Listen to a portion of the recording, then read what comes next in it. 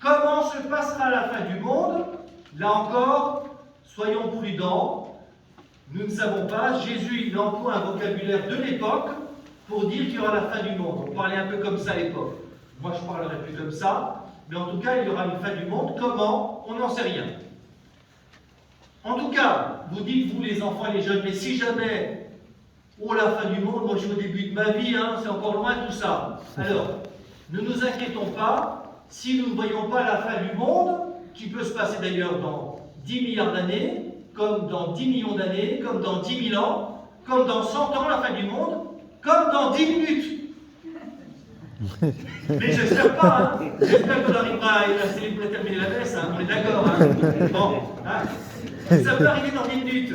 Bon, ça peut arriver. Bon, en tout cas, on ne sait pas. En tout cas, si nous n'assistons pas à la fin du monde, nous assisterons à la fin de notre passage sur cette terre qu'on appelle la mort. Voilà, il faut le dire. Hein, donc, vous n'y coupez pas, personne. Soit c'est la fin du monde, soit c'est notre mort. Quatrième point, c'est pour vous, c'est important pour nous tous, surtout les enfants, les jeunes. Eh bien, le projet de Dieu, le désir de Dieu pour chacun d'entre nous, c'est quoi? C'est que nous connaissions l'amour et la vie en plénitude. Voilà le projet de Dieu pour chacun d'entre nous. Et ce qui fait, cinquièmement, eh bien que Dieu nous laisse libres de répondre à sa proposition. Jésus nous dit, j'ai du bonheur pour toi. Deux solutions pour nous, on dit oui ou on dit non. Dieu, personne n'est forcé à accepter le projet de Dieu. Personne n'est conditionné par avance. Et donc nous avons, c'est le sixième point, nous avons notre existence sur cette terre-là, ce moment où nous vivons, pour répondre à Dieu et à Jésus.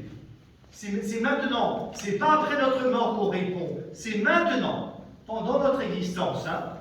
Alors, comment, là je m'adresse maintenant aux adultes, comment réagissent les gens autour de nous face à la mort? Pas les croyants, mais d'abord les gens autour de nous.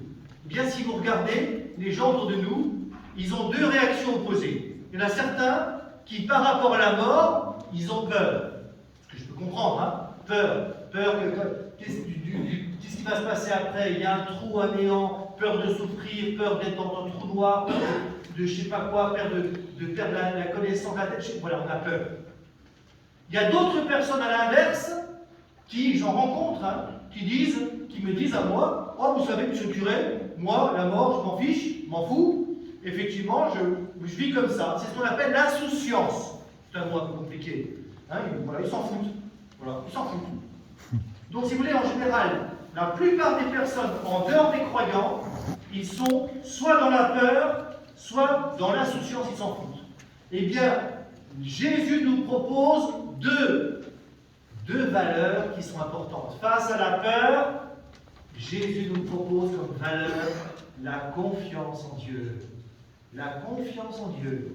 Oui, le Dieu auquel je crois, et quelqu'un, si jamais on lui fait confiance, il ne va pas lâcher ceux qui lui font confiance. Voilà.